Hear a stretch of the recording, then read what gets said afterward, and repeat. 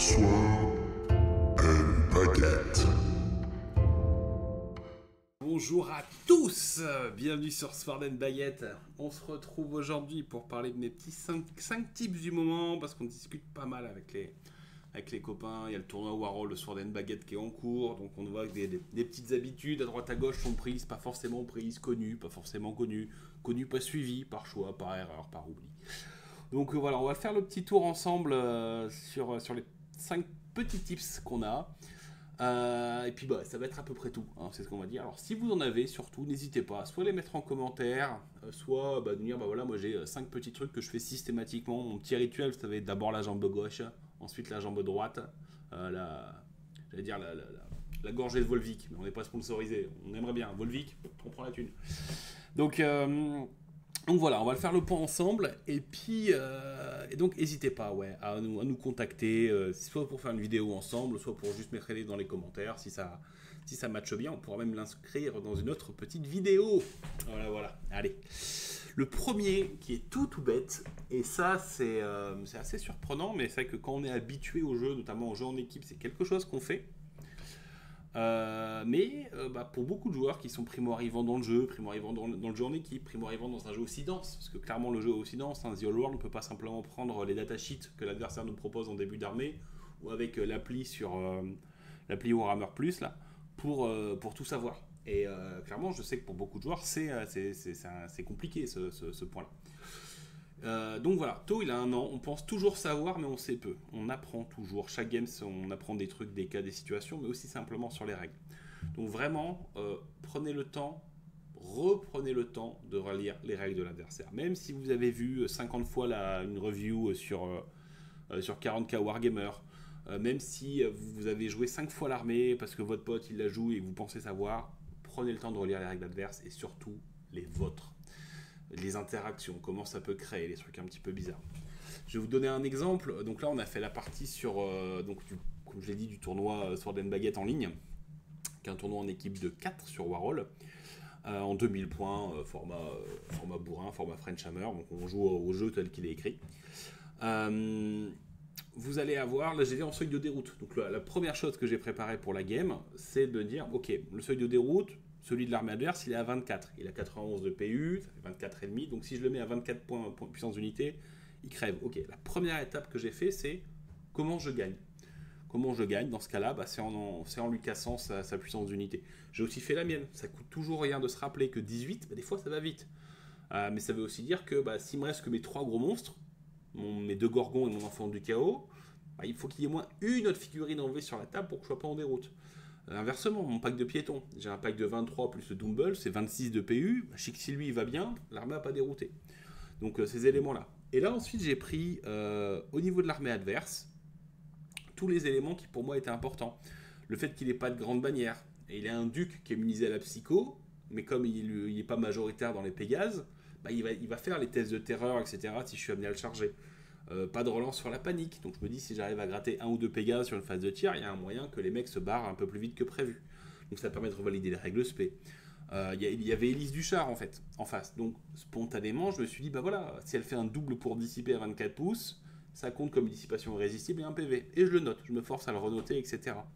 Quand il y a des éléments auxquels je peux avoir accès, qui peuvent être utiles de les avoir sous les yeux, c'est je regarde les sorts signatures qu'elle peut avoir en Broto. Il y en a 3, mais dedans il y en a 2. Il y a le gift, le don de la dame, qui file une régène à 6 ou à 5, qui se lance à 7 ou à 10, mais qui a un reste en jeu. Un reste en jeu, ça veut dire que, ok, peut-être qu'elle va le lancer à plus 3, elle va faire un gros 12 pour le lancer, mais à mon tour, j'ai 8 à faire pour le dissiper, parce que c'est la valeur de base, même si elle l'a fait, même si elle l'a lancé à 14. Donc et ça me permet de me dire, attends, au début de mon tour, là, si j'ai mes petites notes sur le côté ou sur le téléphone ou sur un petit bout de papier à côté de la table, cet élément-là, on met un petit coup de stabilo, on le met en avant, etc. Et ça évite en fait les petites erreurs d'inattention. Pareil, le Gaze of the God, si elle a pris le sort qui permet de faire le rayon laser comme dans The Boys, typiquement, je vais pas faire une ligne de charge, je vais pas mettre les 3 chars les uns derrière les autres avec machin. Voilà, c'est que les petites choses. Il y a les objets magiques, les effets. Typiquement, le sirène, l'amulette de sirène en breto, je confonds toujours avec l'armure qui immunise au coup fatal. Je confonds toujours les deux. Donc, je le note. on le note, voilà, immunisé aux blessures multiples sur le duc. Bah, ça veut dire quoi? Ça veut dire que mon armée, bah, si mon Doomball a le choix d'aller sur le baron, qui prend tous les points de vie, qui est pas super tanky, et contre le duc, bah, vaut mieux que j'aille sur le duc, parce que oui, il y aura l'effet de qui frappera avant l'autre, mais je sais que moi, si je tape, je tuerai jamais le duc en une fois. Le baron, d'un seul coup, c'est possible. Pareil, s'il y a des relances une fois dans la game, s'il y a du cure de monde, du coup fatal, n'hésitez pas à le noter. Où il y a aussi des choix de liste. Typiquement, mon adversaire, il y avait 3 packs de paysans, mais pas en tirailleurs. Donc je me suis dit, ah ouais, donc attends, il compte les utiliser en redirecteur. Je dis, putain, contre ma cible, contre ma liste en plus, c'est fort parce que, vu que moi je suis une armée assez frontale, il va les mettre par 10. J'ai pas de tir, donc il n'a pas d'intérêt à faire une grande ligne de Gus. Il met ses archers par 10 devant ses Pégases. Il va pouvoir avancer avec le pack, et moi j'aurai pas de quoi Viltide pour passer à travers. Alors que s'il est joué en tirailleur, il y a toujours moyen de gratter une ligne de vue, etc. Et donc je me suis dit, putain, il faut vraiment que je fasse gaffe à ça, au niveau de la redirection, au niveau des blocages de ligne de vue sur les Pégases, ça va vraiment me faire chier qu'il les ait mis en close order. Bon, en fait, en début de la game, on en discute et il avait oublié de cliquer sur New Recruit avant d'envoyer sa liste. Bon, c'est un petit peu cassé du mythe, mais bon, voilà. Pareil, les chevaliers montés. Les chevaliers montés, c'est pas une bonne unité en soi, elle fait pas grand chose, etc. Mais on n'oublie pas que c'est une grosse résolution de combat. Il y a la lance, il y a le close order, il y a la lance ou le close order, il y a la bannière qui est bannière de guerre, ça fait déjà 3 points, etc. Et après, vous avez aussi des choses, vous pouvez vous en foutre. Bah, moi, typiquement, dans le Broto, là, il a un corps de Frédémon dans sa liste. Ok, mais j'ai pas d'unités qui ont le vol. Donc la seule chose que je dois penser, c'est que si au moment de lancer mes sorts, j'ai un niveau 2 en démonologie, si je chope le sort de vol, il y a peu de chances que ça serve à quelque chose. Donc ça me permet d'anticiper au mieux. Et donc voilà, n'hésitez pas à le faire, on l'a fait avec d'autres membres de l'équipe pour qu'ils préparent un petit peu leur match, simplement de refaire le point. Partez pas du principe que vous connaissez tout, c'est impossible. Clairement, c'est impossible, vous allez forcément oublier des choses. Vu la quantité d'objets magiques, de combinaisons, de choses comme ça, le jeu est très très dense, très varié, c'est ce qui fait qu'il a une méta très intéressante. Et encore une fois, contrairement à un Age of Sigmar, vous ne pouvez pas simplement au début de la game prendre 5 minutes pour lire les datasheets adverses et vous dire que vous allez comprendre comment ça fonctionne. Passez le temps si vous l'avez en amont pour essayer de comprendre au mieux. Alors des fois, quand vous êtes en tournoi, quand vous arrivez le jour J, vous pouvez découvrir la liste. Peut-être que vous n'aurez que 5 minutes pour le faire. Mais si vous avez pris l'habitude de le faire un petit peu en amont, vous avez des automatismes qui vont revenir en disant ok, attends, Élise, j'ai bien fait ça, tac, tac, tac, tac, là, je vois dans mon truc de notes, j'en ai 4-5. Voilà, ça vaut mieux prendre 5 minutes en début de game à faire ça que pendant la game, et encore on en parlera au moment des radius, au moment des pré-mesures, qu'au niveau de la game, faire un mouvement, et puis l'adversaire il dit je fais ça, et tu dis ah putain ouais j'ai oublié, ah ouais non mais c'est un gacha, je me suis fait avoir, ou alors autant ça te dérange pas si je reviens en arrière, je refais mes moves, machin truc. Voilà, ça vous permettra d'être beaucoup plus clean, d'anticiper, de faire les choses au mieux, et vraiment que la partie se passe du mieux que possible. Ensuite, il y a un élément qui est très important à comprendre sur The Old World, c'est que la charge, c'est le mouvement le moins permissif du jeu. Parce qu'en fait, avant que vous lanciez une charge, vous devez vous poser ces questions-là. Vraiment, il faut vous les poser, parce que on en voit encore beaucoup de joueurs qui font cette boulette. Avant toute charge, vous devez prendre en compte la proba qu'elle passe. En gros, s'il vous faut un gros double 6 ou quoi que ce soit. Et surtout, faire le point. Si votre charge passe, donc il va y avoir un combat. Si ça passe pas, si je loupe ma charge, où est-ce que je serai? Et si l'adversaire fuit, où est-ce que je serai aussi? Est-ce que j'utiliserai le rapide avant de lancer les dés? Est-ce que j'utiliserai ma bande de guerre pour être plus ou moins loin? Est-ce que j'utiliserai le vol pour gagner ou réduire des pouces? Typiquement, vous avez un pack de Pégase. Pack de Pégase, mouvement 18. Mouvement de 10, déclaration à 19. En général, les mecs vont charger un 18 parce qu'en stats, c'est mieux. Mais si vous loupez votre charge, que vous chargez un truc à 19, un enfant du chaos, rien ne vous oblige d'utiliser le mouvement de vol. Alors je sais, actuellement, il y a les Italiens qui n'aiment pas ça et qui veulent que tu utilises toujours le max, etc. En soi, à partir du moment où tu dois faire ta charge, oui, tu dois faire le truc le plus. À partir du moment où tu la loupes, tu peux dire, non, en fait, mes Pégases partaient à pied et ne volaient pas. C'est une possibilité que vous avez. Après, vous pouvez vous mettre d'accord avec l'adversaire pour pas la jouer comme ça, en disant, non, de dire, écoute, est-ce que tu comptes voler au moment de déclarer ta charge, etc. C'est tout à fait legit et équitable de le faire, mais c'est pas ce que c'est pas ce que vous impose le bouquin. Si vous avez trouvé une contre-indication, n'hésitez surtout pas, mais vu que les Italiens et les Allemands sont en train de faire du lobby pour inclure ça dans la facton officielle, à mon avis, c'est que ça y est pas. N'oubliez pas surtout les conséquences d'une charge, qu'elle soit réussie ou loupée, vous ne pourrez pas pas lancer de sort de transfert, ça c'est dans la fac, pas de lancer de projectile magique, ça c'est la règle normale, et vous n'avez pas de pivot. Donc même si vous êtes un behemoth, même si vous êtes open order, même si vous êtes un char lourd, si vous faites une charge ou que vous loupez une charge, bah, vous allez juste faire une grosse ligne droite vers le centre de l'unité en question. Et ça c'est très très très compliqué. Donc faites vraiment gaffe à ça, louper une charge, c'est vraiment très grave, dans le sens où ça vous amène à un endroit où vous avez très peu de solutions pour rebouger. La seule redirection, et pareil, oui, vous n'avez qu'une seule redirection possible. Donc si votre adversaire fuit votre charge, vous avez potentiellement une redirection à faire, sinon vous allez aller en ligne droite. Si vous faites une redirection, donc c'est test de commandement, si vous le faites, vous pouvez charger une autre cible qui est éligible, donc qui doit être à portée de charge, etc. Si celle-là fuit aussi, vous n'avez pas de possibilité de rediriger derrière. Donc il n'y avait pas un troisième test de com. Donc en fait, il va vous falloir simplement contacter pendant le mouvement. Donc c'est running down the, contact while running down the foe. Donc en fait, ça fait que quand vous allez avancer vers l'unité qui a fui, vous allez faire votre chemin. Donc voilà, vous allez faire votre roue pour vous aligner, aller dans le bon sens, etc. Et si vous touchez quelque chose, cette unité-là, elle compte comme ayant chargé, mais elle ne peut pas réagir. Donc c'est-à-dire qu'elle ne peut pas fuir, elle ne peut pas faire une contre-charge. Et aussi, du coup, elle n'a pas un test de terreur à faire, par exemple. Voilà, ça fait partie des choses à retenir. Et pareil, le mouvement de charge, très très important. En gros, ce qui doit être fait, ce qui doit être compris, c'est que le mouvement vous devez tout faire pour réussir votre charge. Ça, c'est l'élément initial. Si vous avez deux chemins possibles, typiquement un qui passe en terrain diff et l'autre qui passe à découvert, votre but, ça va être de le faire. Donc, si vous passez en terrain diff et qu'à cause du moins 1 en mouvement et du fait de prendre le plus petit dé, vous loupez, mais que vous avez un chemin, que l'autre dé, en gros, vous avez fait un As et un 6, avec le mouvement de 6, ça vous permet de faire le tour de l'objet et d'arriver au contact, vous l'appliquez. En fait, les restrictions après, c'est que si le contact est possible, vous devez maximiser le nombre de figurines impactées. Donc si c'est une seule parce que vous n'avez que le mouvement pour toucher le coin, c'est le cas. Si vous avez un peu plus de rats, vous allez une petite roue en plus, etc. pour maximiser le nombre de contacts.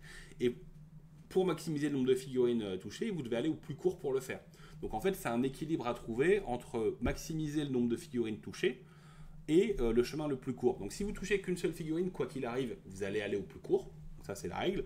Si vous avez le mouvement suffisant pour en toucher au moins 2, vous allez faire le mouvement le plus court pour en toucher au moins 2. Si vous avez un mouvement suffisant pour en toucher au moins 3, vous devez faire le mouvement minimum pour en faire au moins 3, etc. etc. Ensuite, les lignes de vue.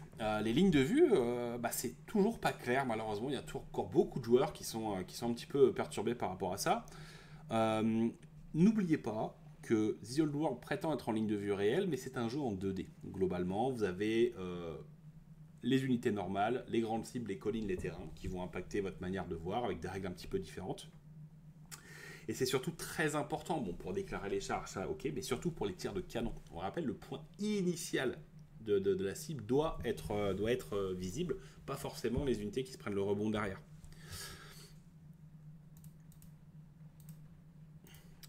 Et c'est pour ça que déjà, il faut bien comprendre la différence entre les lignes de vue de l'unité, qui permet de prendre pour cible, soit au tir, soit en charge par exemple, et les lignes de vue d'une figurine qui peut réellement tirer.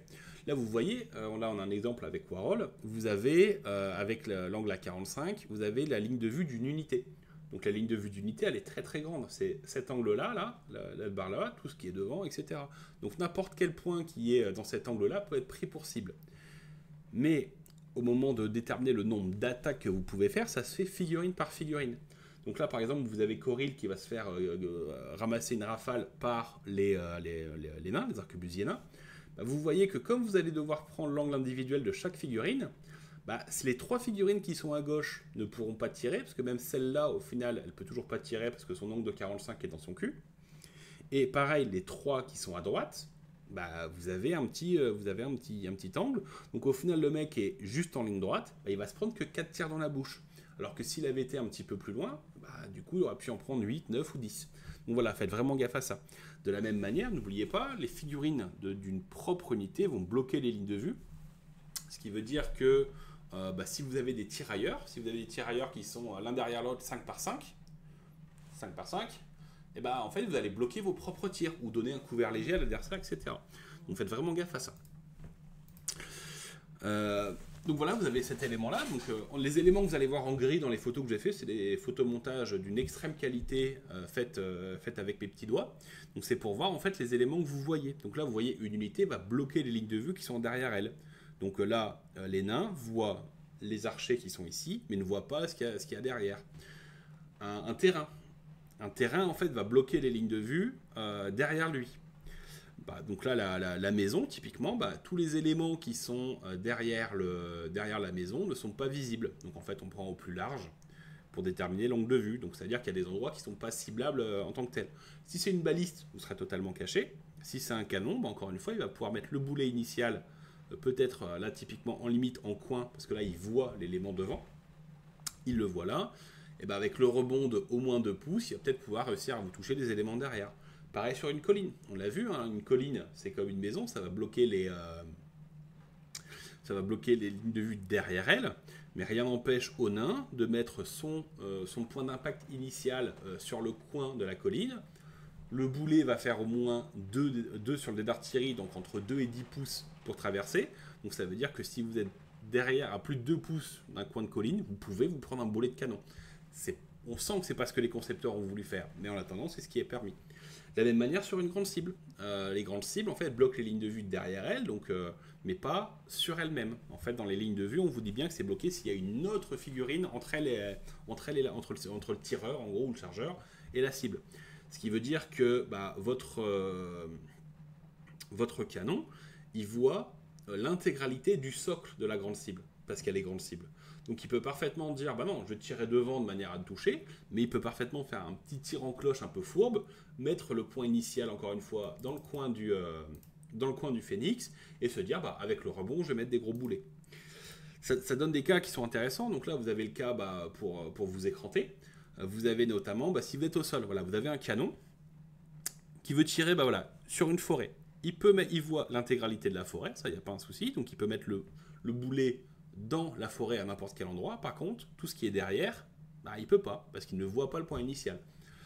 Que ça soit une grande cible ou pas. Là, vous avez vu, j'ai mis un géant. Pareil pour une maison.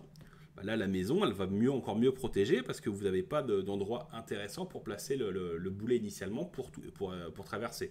On rappelle en plus, les infranchissables vont bloquer le rebond du boulet. Donc il y a très très peu d'emplacements ciblables pour un canon. Ce qui fait que forêt et colline, c'est un peu le même délire. Sauf que la colline en elle-même va bloquer le rebond en lui-même. Donc ça veut dire que vous êtes bien mieux caché, derrière une maison, un gros mur en briques, 2 derrière une colline, où il faudra être un petit peu plus tricky pour vous toucher, que derrière une forêt. Ou derrière une forêt, vous allez avoir beaucoup d'éléments pour vous blaster. Ensuite, vous avez les grandes cibles. Les grandes cibles, en fait, elles sont visibles derrière les unités qui ne sont pas grandes cibles. Donc là, typiquement, le canon, là, quand il tire sur l'égore et le gorgon derrière, il voit l'égore, donc il peut mettre le boulet initial sur l'égore, et il voit aussi le socle du gorgon. Par contre, vous le voyez, derrière l'espace qui est entre les deux, donc entre l'égore et le gorgon, là, vous êtes en gris, vous ne voyez pas cet endroit-là. Pareil pour des unités qui ne sont pas des grandes cibles. Donc là, le Razorgore est bien plus protégé des trucs, mais il peut toujours se prendre un boulet. Encore une fois, impact initial sur les gores, au moins 2 pouces de boulet, il sera dégommé. Pas visible, mais indirectement ciblable grâce aux règles de canon. Si c'était une baliste, là, vous voyez, il serait totalement inciblable. Là, de la même manière, les grandes cibles protègent les grandes cibles. Donc là, le boulet de canon ne pourra... l'unité, la machine de guerre qui est là, ne pourra pas cibler. Donc, encore une fois, partant du principe maintenant que c'est une baliste, ne pourra pas cibler le gorgon qui est écranté par l'enfant géant, et de la même manière pour le Razorgore. Ça commence à devenir compliqué si vous êtes sur une colline, un petit peu différent, parce qu'en fait, vu qu'une colline, vous allez voir au-dessus d'une unité, là, dans ce cas-là, les grands décors, ça ne change rien. Mais là, dans ce cas-là, regardez, les gores ne protègent plus aucune zone derrière eux, parce qu'en fait, il peut cibler le point qui est juste derrière. Pareil pour les grandes cibles, pareil pour les unités normales. Donc vous avez vraiment une meilleure vision par rapport à ça. N'hésitez pas à faire une petite impression d'écran pour séparer, en partant d'une machine de guerre, les éléments qui sont ciblables. Je pense que là, on couvre pas mal de cas. Les 3 forêts les 3 éléments de décor les plus communs, donc les infranchissables, les collines et les forêts. Et ensuite, vous avez cible normale qui est devant une grande cible, cible normale derrière une petite cible, et grande cible sur grande cible et grande cible sur cible normale. N'hésitez pas à faire des petits screens, je pense que ça peut être utilisable. Enfin, alors quelque chose qui va... Vous avez beaucoup de joueurs qui sont très habitués à ça, alors notamment des joueurs qui viennent de 40K, qui sont vraiment les experts de la pré-mesure, et vous allez aussi avoir ça sur les joueurs avec beaucoup d'XP de battle simple, donc V6, V7, le vrai battle, où vous allez simplement passer votre temps à mesurer les portées pour anticiper est-ce que l'adversaire peut au moins vous charger, peut dissiper, etc. Les joueurs de 40K, c'est dans nos habitudes, comme c'est pas permis, on passe notre temps à mesurer 24 pouces, ok, t'es à 24 pouces, tu tires à 24, ok, t'es à 24, tu bouges de combien? 3, ok, donc si je suis à 27,1, je suis pas ciblable. Si je suis entre 24,1 et 27, tu peux bouger et tirer. Et si je suis à moins de 24, tu peux me tirer dessus sans malus. Ok, on enregistre. C'est ce genre de choses. Moi, ce que je vous conseille, notamment si vous avez la chance de vous entraîner en ligne, petit rappel, le Discord Sword and Baguette pour trouver des joueurs pour faire du Warhol, que ce soit des joueurs qui débutent. On a Jean de Natepic qui a fait sa première game sur Warhol avec moi la semaine dernière. On a passé un bon moment, une game très interactive, très pédagogique, pardon. Donc n'hésitez pas, dites-le simplement. N'arrivez pas en disant je suis champion du monde de The Old World, je vais tous vous casser la gueule. Parce que là, vous allez tomber sur des mecs qui vont dire oh bah nickel, je sors ma liste de bourrin et on va faire une game rentre dedans. Et vous allez être frustré. Annoncez clairement la couleur. Voilà, moi je suis un débutant, je vais apprendre le jeu. Ou je vais faire une game vraiment cool. Voici ma liste d'armées. Est-ce que vous pouvez trouver une liste d'armées qui me corresponde, que la partie soit intéressante? Vous avez des joueurs qui aussi vont dire bah, moi je suis dispo pour une journée. Qu'est-ce que tu veux jouer? Vous avez entendu, est-ce que tu veux une liste dure ou pas? Est-ce que tu veux jouer contre une faction précise ou pas? Donc n'hésitez pas, le Discord Sword and Baguette, lien dans la description, est très très bien pour ça. Et donc ouais, utiliser les outils, ça permet d'éviter le fameux ah merde, attends, enfin au moins quelques-uns qu'on fait systématiquement à chaque game, et ça vous donne une habitude que vous allez reproduire en partie normale. Alors moi j'ai un petit tic, voilà, c'est comme le disait Zal sur la préparation de notre ronde, pas de bol d'être tombé sur une team d'Asperger. Bon, on aimerait bien, je pense qu'on est juste sur un spectre léger, mais moi j'ai j'ai un tic. Toutes mes games, quand je fais mes visuels, quand je suis tout seul en tout cas, quand il y a plein de spectateurs, des fois je fais gaffe parce qu'en termes de visuel, des fois ça peut être un peu brouillon. Mais sur Warhol, je mets en bleu les rayons de magie des adversaires, en rouge et des miens, en rouge les rayons de charge des unités fortes adverses, et en noir le commandement de mon général. Donc là, ça donne des trucs un petit peu chelous. Vous le voyez, là j'ai tous les Pégases, où je leur ai mis un radius de 19, c'est la portée de charge, afin que si je bouge une unité dans ce rayon-là, je m'en rende compte, que je ne rentre pas dans les 19 par mégare. Donc là, c'est pour ça que vous voyez, typiquement là j'ai Mégor avec mon patron, qui sont à plus de 19 du mec. Ce qui ne veut pas dire qu'il peut... je suis pas sur une protection à 100%, parce qu'il peut clairement tuer mon Gorgon, mon enfant du chaos, même si c'est le tour de où j'ai chargé, il a fait sa contre-charge, on va arriver dans un truc un petit peu chelou, mais bon voilà, ça sera plus ou moins le jeu. Ça n'empêche pas que s'il me défonce tout, il va pouvoir faire une overrun et potentiellement les charger derrière. Mais en attendant, je me suis pas mis spontanément dans un angle où c'est lui qui va me casser la gueule. Pareil, j'ai Élise Duchard. Élise Duchard, à 24 pouces, elle a sa dissipation qui peut faire perdre des PEV. Donc en mettant la bulle de 24, le radius à 24 autour d'Élise, bah, je sais que mon chaman, là j'ai deux chamans, un sur char et un à pied, bah, je sais que s'ils sont en plus de 24 d'Élise après mes mouvements, au moins je suis capable de blaster sans trop de contraintes. Pareil pour mes Viltide. Là mon chaman est ici, il a une portée de 15, je vois des archers, bon c'est pas OP de tirer dans les archers au Viltide, mais là j'avais que ça, je me suis mis là, j'ai l'angle de tir qui est bien, il est sur une colline donc il est visible, allez on va lui mettre un petit Viltide dans la bouche, et il n'y a pas de question. Pareil pour le chaman qui est là, à 15 des chevaliers du Graal, à plus de 24 d'Élise, c'est bon, je vais pouvoir lancer mon spell, essayer de leur mettre des Viltide dans la bouche et de les claquer comme ça. Et pour votre général, ça vous simplifie tellement d'avoir ce trait noir que vous allez avoir en continu.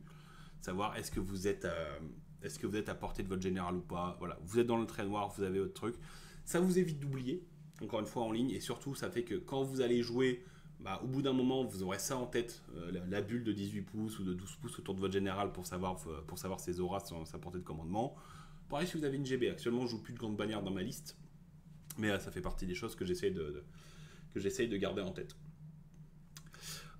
Et là, vous le voyez, pareil, les Pégases qui sont ici. J'ai fait les règles de 19, donc là, c'est le Pégase de gauche, Pégase au milieu, Pégase de droite. Bah, quand j'ai bougé mon Gorgon, je suis resté à plus de 19 dégâts. Et en fait, je me dis, voilà, en gardant cette distance-là, je suis plutôt pas mal. J'ai mis 19 de l'hippogriffe, donc ça veut dire que je me suis volontairement à portée de charge potentielle de l'hippogriffe. C'est son choix de le faire ou pas le faire, la charge. Mais c'est à moi de lui proposer cette situation en toute connaissance de cause ou pas. Donc ouais, ceux qui veulent sur Warhol, qui jouent, n'hésitez pas. Le radius, c'est la touche U qui vous permet de faire ces mesures-là. En game, c'est assez rapide, parce qu'en fait, vous allez prendre votre mètre, checker comme ça, il y a très peu de questions. Si vous avez des piges, encore une fois, custom wargame, pour vous faire des piges de la bonne taille, des piges de 12, de 18, etc., qui sont très pratiques pour le jeu, c'est très intéressant. Mais voilà, sur Warhol, en vrai, il y a plein de solutions pour voir les choses clairement, donc n'hésitez pas. Et enfin, le dernier tips, parlez avec votre adversaire et vérifiez. Annoncez déjà les caracs avant de lancer. Je sais, si vous venez de 40 000 V10, enfin V9-10 ou d'Age of Sigmar, ça vous frustre d'avoir des tableaux de caractéristiques et pas uniquement un GNG qui est déjà annoncé. Je le sais. Du coup, annoncez les caractéristiques. Prenez une étape en plus, dites voilà, j'ai force 7, t'as endurance 6, ok, 3+. Si vous vous trompez à ce moment-là, c'est une erreur partagée. C'est que vous avez tous les deux pas fait gaffe avant de lancer les dés, etc. Si vous dites je te blesse à 4, vous lancez les dés, vous dites au mec bah, je t'ai fait 2 blessures. Même si vous étiez censé en avoir fait 3 ou 4 parce que vous blessiez sur du 3+, bah, il va juste prendre ce que vous avez dit. Bien sûr, si vous êtes en super partie amicale, etc., il y a toujours une petite trick, on a toujours un peu envie de gagner dans le truc, donc des fois on va avoir tendance, si on n'est pas vraiment en full pédagogique, de retenir un petit peu ce qui nous intéresse, de corriger l'adversaire que quand on a l'impression qu'il prend l'avantage, s'il fait une erreur, et s'il fait une connerie, bah, un petit peu en mode tant pis pour lui, écoute, voilà. Donc toi, ce genre de truc, vous voyez, ce genre de truc, ça supprime le doute de ce que j'appelle le doute de franchise, le croisement entre triche versus oubli. On a eu deux games du tournoi Warhol qui sont faits en miroir d'Oelf. D'accord ? Les deux jouent au Elf. Les deux corps à corps que j'ai vus, donc des deux matchs miroir, il y a un dragon stellaire force 7 qui tape un dragon endurance 6 ou endurance 5 en face et qui ne le blesse pas sur la bonne valeur, qui le blesse à 4+, au lieu de le blesser à 3+, ou à 2+. C'est catastrophique en termes de résultats de game, parce que ça change tout. Là, en plus, les deux games, clairement, si les joueurs avaient réussi, vu que ça fait des égalités, donc tu dis, attends, si tu avais fait 2 ou 3 saves en plus, j'aurais pu gagner, j'aurais pu me sortir de la zone, un repli en bon ordre, je te rechargeais, machin, enfin bon, bref. Il y avait tout un univers. Et comment on fait dans ce cas-là ? Qui est en cause ? Est-ce que c'est le mec qui a dit, bah, je te blesse à 4, je te fais 2 blessures ? Le mec dit, attends, je connais l'armée, je joue au elfe, je sais que tu as un stellaire, je sais que j'ai endurance 6 ou 5, donc non, tu dois me blesser. Absolument. Le mec fait le choix de dire 4+, il lance les dés, il dit t'as 2 blessures. On peut pas en vouloir à son adversaire de prendre 2 dés. Soit parce qu'il savait, et auquel cas, bah tant pis, l'adversaire fait une erreur et le laisse se tromper. Ou il le corrige parce que. Enfin, il le corrige pas parce qu'il ne savait pas. Je veux dire, là on est dans du miroir. Tout le monde. Enfin, les mecs en mode miroir, vous inquiétez pas, ils savent que leur stellaire il est force 7 au moment de faire leur propre stomp. Bon, il l'oublie quand c'est l'adversaire qui le fait. Est-ce que c'est grave ? Est-ce que c'est pas grave ? Est-ce que c'est le joueur qui est le pire enfoiré sur Terre ou que c'est acceptable ? Dans une game, on va en oublier des choses. Annoncez les caracs avant de les lancer, pas le résultat. Et surtout pas, une fois que vous avez lancé, dire bah c'est bon, t'en as 2. Non. Annoncez, ok, force 7, je te blesse sur du machin, ok. Force machin, je te blesse sur du machin, etc. etc.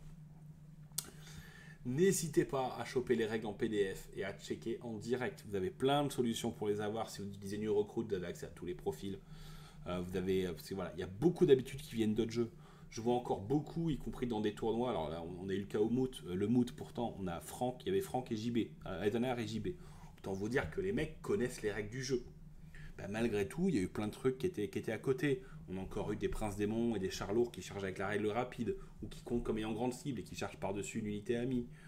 Les gestions des CD du terrain et des fuites qui ne se font pas centre à centre, ou alors uniquement quand ça arrange un joueur. Là, j'ai encore vu une game.